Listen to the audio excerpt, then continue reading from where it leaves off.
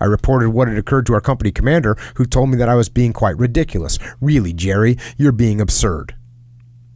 With that remark, I realized that he had been a schoolmaster, a breed with whom I had been in conflict until quite recently. A breed with whom I'd been in conflict with until quite recently. So this guy has the attitude of a schoolmaster, which in England is a little bit different, and especially in the 1930s and 40s, you know, the strict, I think of Pink Floyd, you know, the headmaster. How can you have any pudding if you don't eat your meat? That guy, that's what he's comparing him to. His next sarcastic remark, I would be obliged, Jary, if you would kindly get on with the war. He gave me little indication of what he wanted my platoon to do, nor did it inspire confidence. We were still over 200 yards from the meadow surrounded by cornfields, which was the company's objective.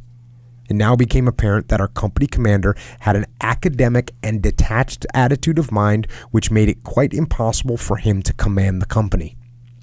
So, the company commander's not in the game. There's one thing to be detached from your emotions to make sure you're not getting caught up in the mayhem, but it's another thing to be so detached that you're not even aware of what's going on. And actually, I had a name for this when I was running training. Battlefield aloofness is what I called it, because we'd get these guys, and we'd be running these crazy battlefield problems on them, and there'd be nothing to be crazy. And you'd go, I remember one time there's the task unit commander, there's all this mayhem going on. The platoons are getting overrun and people are getting, shot with paintball and they're not hitting their objectives. And I walk over to the company commander, he's sitting in a Humvee, the TU commander, the troop commander, he's sitting in a Humvee. And the window's up because they're bulletproof windows, but he doesn't want to get shot with paintball. The window's up. He's just sitting in there. He's got his headset on of his radio. I go, knock on the door. I'm like, hey man, what's going on out there? He's like, well, I'm trying to gather that information right now. And I'm like, bro, you ain't gonna gather anything here but dust. Yeah, you need to get out there and make something happen. Because his idea was, I need to be detached. Yeah. Which I talk about being detached all the time. Yeah. But there's a difference between being, and you see the same thing in businesses, where the boss or the leader has no idea what's happening on the ground floor, right? He doesn't know what the workers are doing. So he's so far detached that he's let them eat cake, right? Right.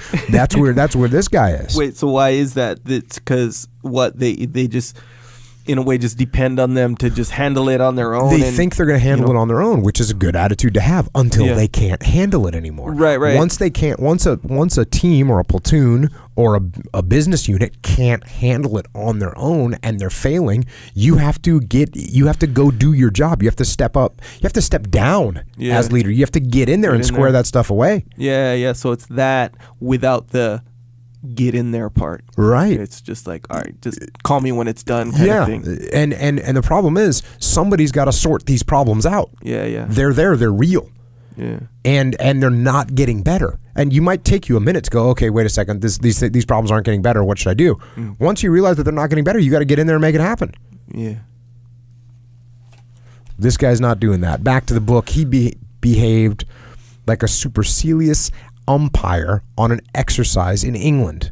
At any moment I expected him to admonish me for bad tactics, and the schoolboy in me feared that I might be sent to the headmaster for a beating.